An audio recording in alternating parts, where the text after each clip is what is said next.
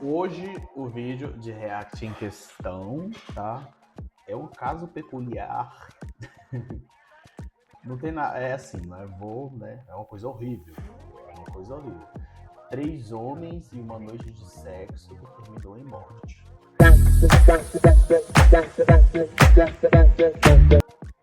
Esse título aqui já me chamou a atenção porque eu já pensei em milhares de coisas, né? Mas não vamos pensar nada, vamos manter o respeito aqui.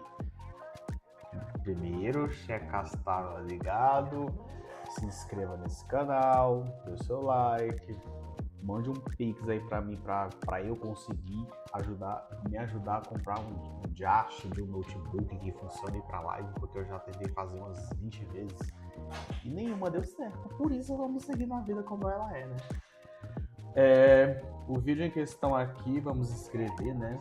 Não tô nem inscrito, no canal um canal que se chama Casos Criminais. Ela fez um vídeo sobre 3 homens e uma noite de sexo que terminou em morte. O caso Francisco Albornoz. Vamos lá. Na noite de 23 de maio de 2025, uma câmera de segurança registrou um chileno de 21 anos entrando em um prédio com outro homem. Ele havia saído de seu apartamento, dizendo que ia encontrar amigos e nunca mais voltou. 11 dias depois, um médico confessou saber onde estava o corpo. O que aconteceu entre a entrada daquele prédio e a descoberta do corpo desencadeou uma investigação que chocou o país inteiro. Se você quiser saber todos os detalhes dessa história terrível, assista o vídeo até o final. Meu nome é Lilian e este é o canal Casos Criminais. Sejam todos muito bem-vindos.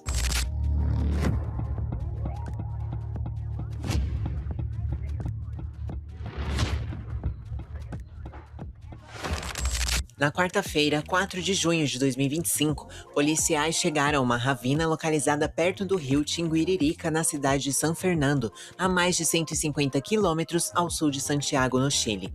Então não é um caso brasileiro, né? Inicialmente eu tinha pensado que era no Brasil, mas não é no Brasil. Voltemos. Busca foi realizada depois que Christian se apresentou voluntariamente e afirmou saber a localização do corpo de um jovem que estava desaparecido há vários dias. Na área, os investigadores encontraram o corpo sem vida de Francisco Javier Albornoz Gallegos, de 21 anos, cujo desaparecimento havia sido comunicado por sua família no final de maio. O corpo estava envolto em um lençol azul e apresentava múltiplos golpes visíveis no rosto e em outras partes do corpo. Além disso, o corpo encontrava-se em avançado estado de decomposição devido ao tempo decorrido desde a morte. Inicialmente, considerou-se a possibilidade dos ferimentos terem sido causados pela queda do barranco. No entanto, os primeiros achados forenses começaram a lançar dúvidas sobre essa hipótese. Diversas das lesões observadas não pareciam compatíveis com uma queda acidental. A descoberta confirmou o pior desfecho possível para a família do jovem, mas marcou o início da investigação. No entanto, a história havia começado quase 2 semanas antes. Na noite de sexta-feira, 23 de maio, Francisco estava no apartamento que dividia com seu colega de quarto. Por volta das 22 horas, ele disse que ia sair para encontrar uns amigos, porém não deu mais detalhes, embora tenha pedido para que ele verificasse sua localização no celular caso algo acontecesse, algo que costumava fazer com seu círculo íntimo. Minutos depois, uma câmera de segurança do prédio registrou sua descida no elevador e saída do edifício. Essa seria uma das últimas imagens conhecidas do jovem com vida. Por volta das 23 horas, ele enviou uma última mensagem pelo WhatsApp, dizendo que estava no apartamento de um amigo. Naquele mesmo instante, o sinal do seu celular foi detectado perto de uma praça. A preocupação só começou depois de algumas horas, no sábado 24 de maio, quando Francisco não voltou para o apartamento, não atendeu ligações, nem respondeu mensagens. Seu comportamento pareceu estranho para sua família e amigos, já que ele sempre os avisava onde estava. Nas horas seguintes, enquanto tentavam, sem sucesso, localizá-lo, seus entes queridos começaram a temer que algo estivesse errado. Ao tentarem registrar um boletim de ocorrência de desaparecimento, as autoridades informaram que deveriam esperar pelo menos 24 horas. No domingo, 25 de maio, o boletim de pessoa desaparecida finalmente foi registrado. A partir desse momento, iniciou-se uma busca que duraria 12 dias, mantendo a família de Francisco presa em uma angústia imensa. Nos dias seguintes, a investigação apresentou poucos resultados. Enquanto sua família e amigos vasculhavam diferentes partes de Santiago em busca de pistas, mensagens e campanhas para encontrá-lo começaram a se multiplicar nas redes sociais. No entanto, apesar dos esforços, nenhuma pista clara surgiu para revelar o que havia acontecido. Mas a situação mudou inesperadamente no dia em que seu corpo foi encontrado. Mas antes de prosseguirmos com a reconstrução dos eventos, vamos conhecer quem era Francisco Javier. Ele nasceu em 18 de maio de 2004 em Santiago, no Chile. Tinha 21 anos na época dos fatos e trabalhava como técnico de farmácia em uma rede de farmácias localizadas em uma das áreas mais ricas da capital. Era descrito como um jovem quieto, reservado e responsável. Francisco havia começado a trabalhar cedo. Seu objetivo era continuar os estudos na universidade e ter sua própria casa. Sua infância não foi fácil, pois ele nasceu quando sua mãe biológica, Nathalie Gallegos, tinha apenas 17 anos. Durante os primeiros anos de vida, sua mãe começou a desenvolver dependência química que afetou profundamente o ambiente. Com o tempo, a situação tornou-se cada vez mais difícil. Quando Francisco tinha cerca de 5 anos, sua mãe se juntou a uma congregação evangélica. Lá ela conheceu o pastor Júlio Coronado e sua esposa Jaqueline Dias. Foi então que ocorreu um evento que marcaria o resto da vida do menino. Nathalie, sua mãe, deixou Francisco com eles e partiu, sem nunca mais voltar. A partir daquele momento, o pastor e sua esposa decidiram criá-lo como seu próprio filho. Ele também cresceu ao lado de Valentina, a filha do casal. Francisco era uma criança muito tímida e reservada, marcada por suas experiências de infância. Com o tempo, o apoio da família e a terapia o ajudaram a superar alguns desses traumas. Durante a adolescência, Francisco começou a fazer bicos para ganhar seu próprio dinheiro. Lavava carros, passeava com cachorros e fazia vários outros trabalhos ocasionais enquanto terminava os estudos como técnico de farmácia. No final de 2024, realizou um de seus objetivos pessoais, mudar-se para um apartamento próprio perto do trabalho. Ele dividiu o apartamento com Gonzalo Ortiz, um enfermeiro de 29 anos com quem tinha uma boa convivência. Para Francisco, a mudança representou um passo importante. Após uma infância difícil e anos de trabalho árduo, ele sentia que finalmente estava começando um novo capítulo em sua vida. Será que eu vou conseguir vencer aqui tudo? É que eu não tô vendo nenhuma brecha pra dar uma opinião, pra comentar algo, nada. É um caso criminal bem descrito, ó. A Lilian, que é o nome da moça do canal, fez uma excelente pesquisa, tem uma excelente edição e eu realmente não tô conseguindo acrescentar nada. Vamos lá.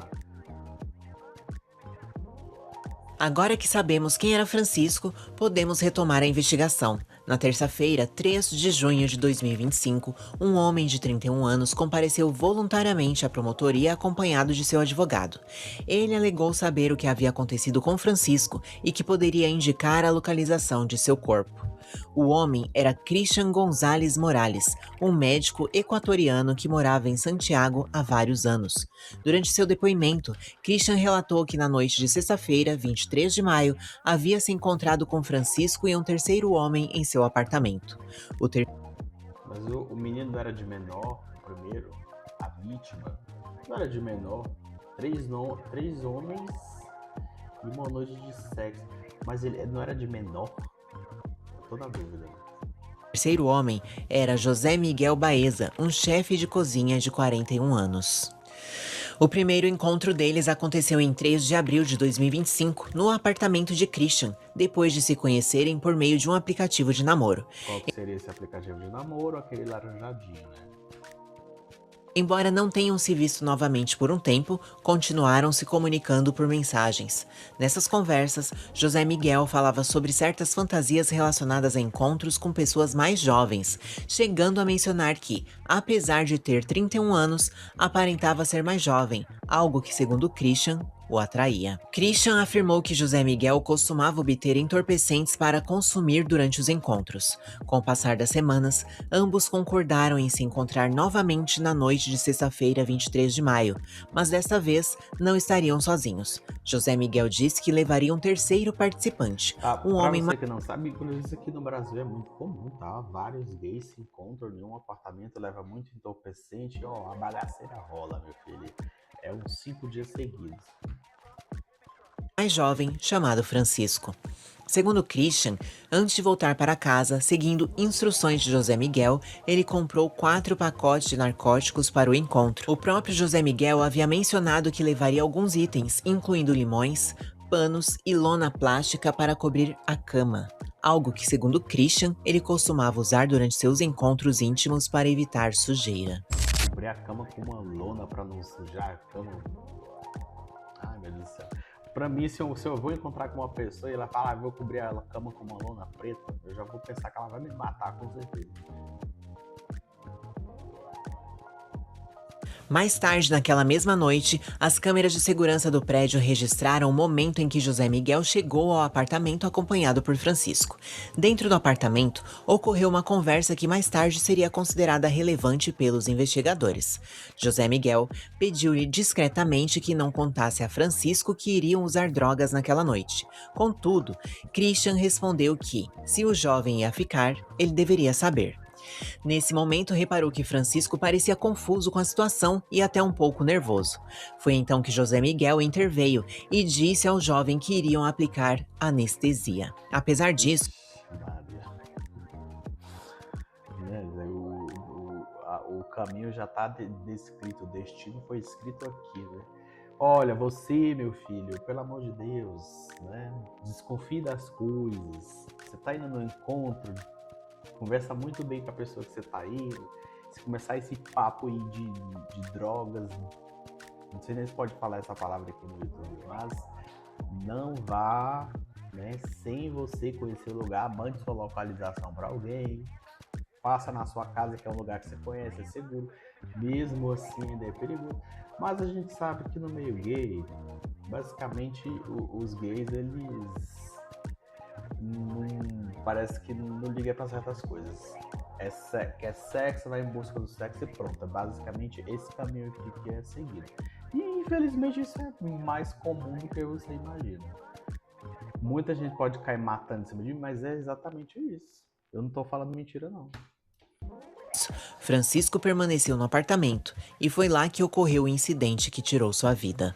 Antes de prosseguir, se você está gostando do vídeo, inscreva-se no canal e deixe seu like, isso nos ajuda muito. Christian afirmou que durante a madrugada de sábado 24 de maio, no meio do encontro, Francisco começou a ter convulsões repentinamente e, segundo seu relato, ele realizou reanimação cardiopulmonar por vários minutos, mas não conseguiu salvá-lo. Foi então que ambos decidiram não chamar o serviço de emergência. Dominados pelo medo e pelas possíveis consequências legais, optaram por ocultar o ocorrido e se desfazer do corpo. Inicialmente, pensaram em escondê-lo em uma mala, mas descartaram a ideia ao perceberem que o zíper estava quebrado. Diante dessa dificuldade, saíram do prédio em busca de outra solução. Foi então que encontraram um carrinho de compras, que mais tarde usariam para transportar o corpo. Envolveram o cadáver num... É que parece uma Elise Matsunaga, né? No momento do desespero, que a merda já aconteceu, o que você pensa? O que você deve pensar, né? Numa situação dessa? A primeira coisa, chamar a polícia. Se eu chamar a polícia, eu vou me lascar. Como que eu posso me livrar de um corpo?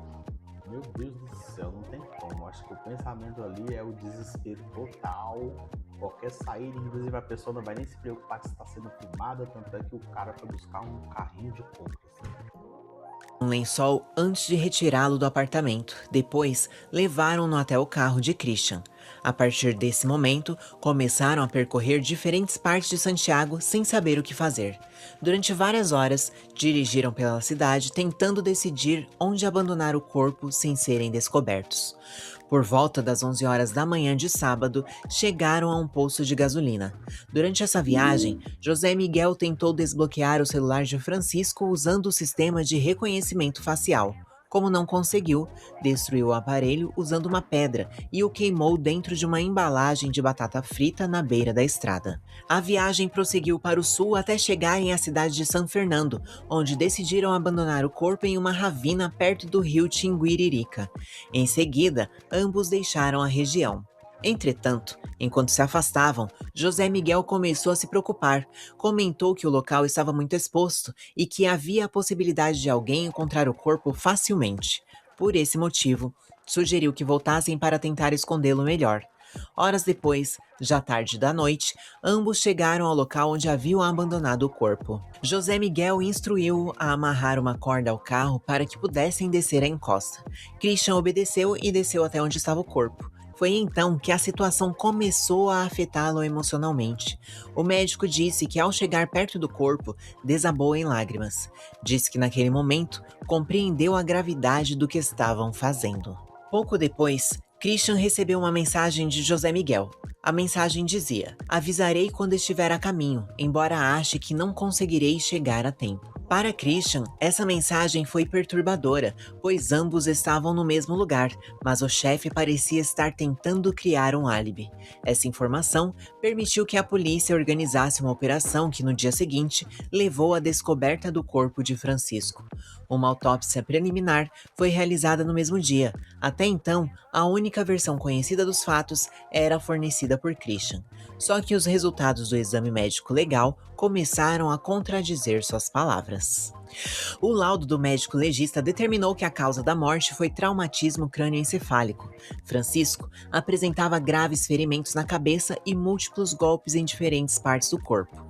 Inicialmente, os investigadores consideraram a possibilidade dos ferimentos terem sido causados por uma queda na ravina onde o corpo foi encontrado, mas descartaram rapidamente essa hipótese. Os ferimentos no corpo de Francisco pareciam ter sido infligidos antes do descarte. Essa conclusão mudou o rumo da investigação. Pera, eu pensei que o rapaz tinha morrido por uma overdose de drogas, alguém aplicou droga demais, o rapaz morreu, só que não. O cara não tinha morrido, aparentemente os outros dois pensou que ele tinha morrido. Foi de se desfazer do corpo, jogou o homem por uma ribanceira, sei lá, o homem pode ter se machucado lá, mas não foi isso. Vamos ver o que aconteceu.